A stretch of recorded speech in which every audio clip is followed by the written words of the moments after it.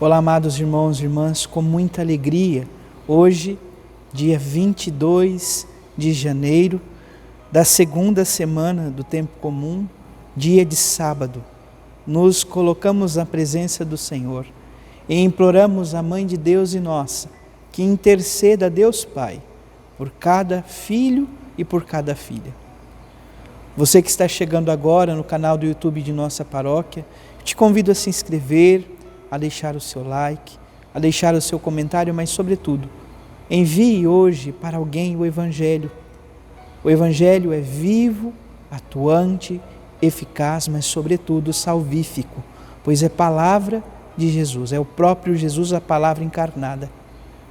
Envie para alguém que hoje precise ouvir a palavra de Deus.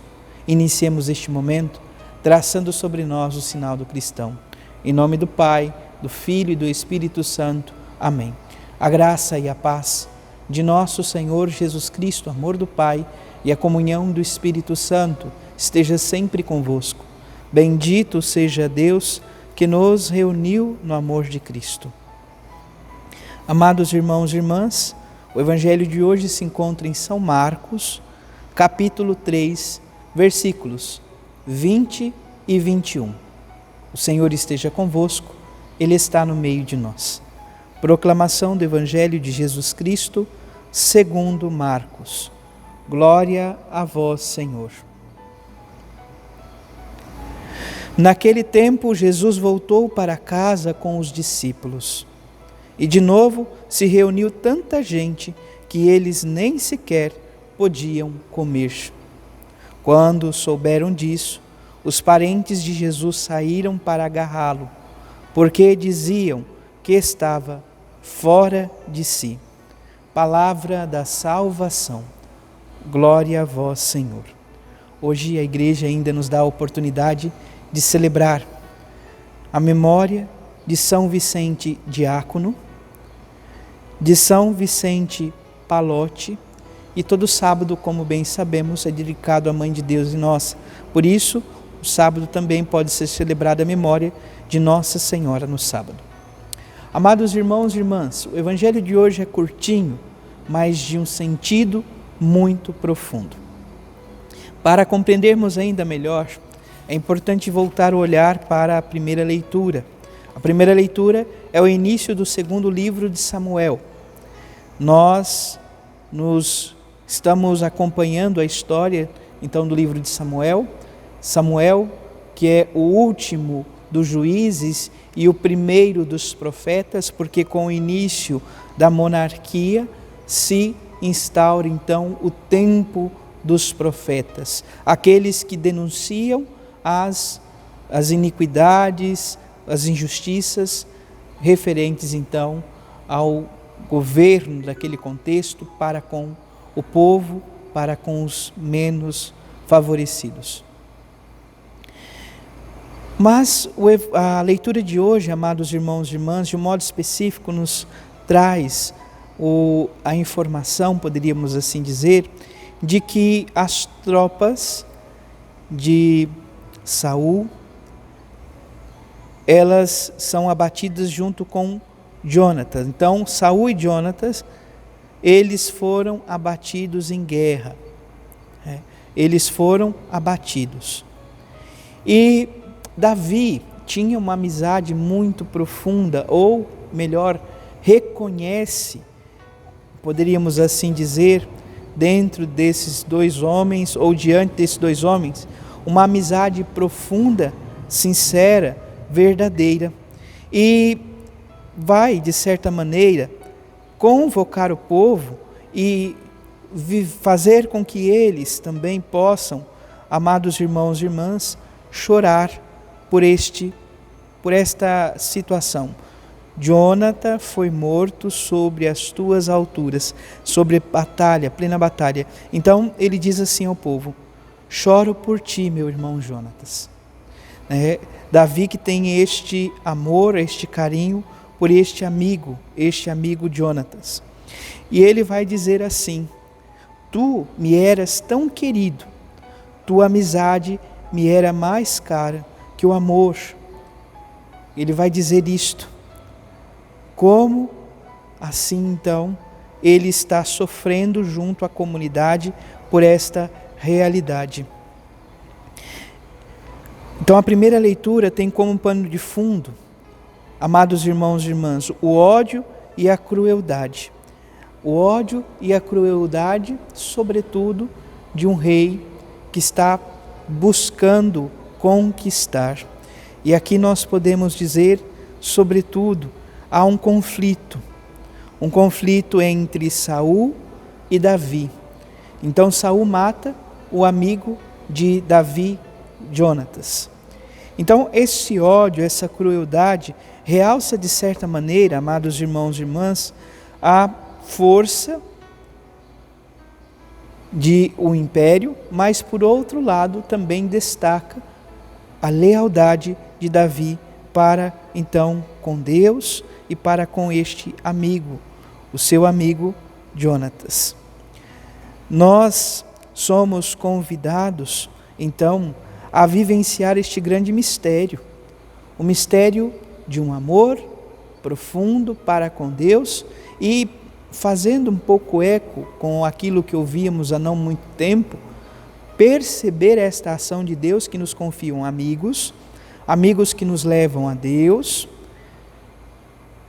E quando então nós temos a oportunidade, nós reconhecemos que os laços, eles vão se formando e vinculando para além, muitas vezes, da consanguinidade. E é isto que, de certa maneira, o Evangelho de hoje quer nos dizer. Com toda certeza, o ministério de Jesus ele está se expandindo e Jesus cada vez mais está sendo conhecido, a sua palavra está alcançando pessoas e corações. E junto à palavra há os sinais. Jesus cura, e cura com autoridade, expulsa os demônios. Enfim, palavra e ação estão em plena conformidade. Contudo, também no ministério de Jesus há as contrariedades. E Jesus vai passar então por uma primeira contrariedade. Então a presença e a atividade de Jesus, elas se fazem presentes, vai tocando e convocando os corações, mas, de certa maneira, ainda que encante, muitos ainda não aderem profundamente à fé. Por outro lado, Jesus tem que enfrentar neste contexto uma das primeiras, ou melhor, a primeira dificuldade, a primeira recusa. E esta recusa, a começar por seus familiares, que decidem tomar medidas drásticas contra a atividade de Jesus. A atividade que Jesus está exercendo, porque a palavra nos diz aqui hoje, amados irmãos e irmãs, Jesus volta para casa e de novo se reúnem muitas pessoas, de tal modo que Jesus não podia comer. Quando os seus parentes ficam sabendo, eles vão ao encontro de Jesus para agarrá-lo, porque eles acreditam que Jesus está fora de si, louco. Amados irmãos e irmãs, Jesus passa então por esta primeira dificuldade. Então, nós percebemos, sobretudo a partir desse mistério, que os laços de sangue, diante daquilo que Jesus nos possibilita viver e nos convoca a viver, não é suficiente para criar sintonia com o Evangelho.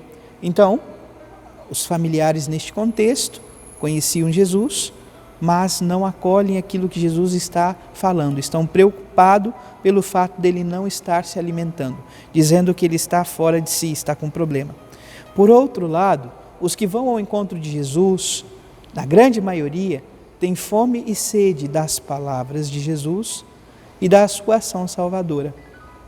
E compreende justamente que Jesus está ali se dando, se doando, se entregando. Por isso, amados irmãos e irmãs, nós precisamos pedir ao Senhor esta graça. Não é, de modo algum, desprezar a nossa família. Muito pelo contrário. Lembrando aquilo que diz Josué no seu livro, eu e minha casa serviremos ao Senhor, Peçamos primeiramente esta graça, que juntos, enquanto família, possamos caminhar ao encontro de Cristo. Contudo, nós precisamos lembrar que o Senhor também coloca em nossa vida amigos que não são de sangue, mas que criam vínculos profundos, vínculos que nos permitem cada vez mais se unir a Cristo, se unir ao próprio Deus. Por isso, amados irmãos e irmãs, no dia de hoje, vamos rezar por nossos amigos, por aqueles que o Senhor nos confiou. Peçamos que o Senhor os guarde, os proteja e que assim possamos, na presença de nossos irmãos, irmãs, amigos, nos unir cada vez mais ao Senhor. Pois, como diz a palavra, quem encontrou um amigo, encontrou um tesouro. Um amigo é seguro, um refúgio seguro e certo, aonde podemos então nos guardar. Assim devemos ser para com Jesus Cristo. Possamos nos encontrar e repousar em seu coração. Louvado seja nosso Senhor Jesus Cristo, para sempre seja louvado. Abençoe-vos o Deus Todo-Poderoso, em nome do Pai, do Filho e do Espírito Santo. Amém. Graça e paz.